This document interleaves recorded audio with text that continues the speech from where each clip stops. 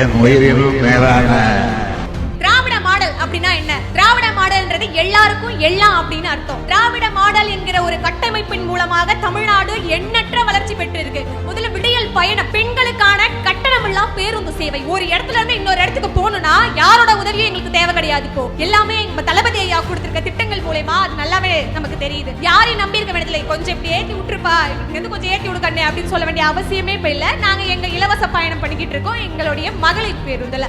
6 முதல் 12ஆம் வகுப்பு வரை அரசு பள்ளியில் படித்த மாணவ மாணவியருக்கு புதுமை பெண் திட்டமும் தமிழ் புதல்வன் திட்டமும் கொடுக்கறாங்க.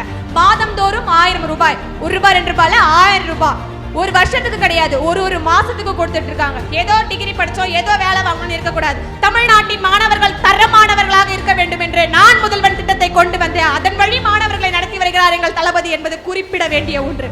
இந்த ஆட்சியில இந்த மாதிரி நடந்திருக்கு. உலகத்தில் இருக்க எந்த ஒரு நாட்டிலையும் இந்த மாதிரி திட்டங்கள் செயல்படுத்தப்படலை. நம்ம தமிழ்நாட்டில் மட்டும் தான் நடந்துகிட்டு இருக்கு.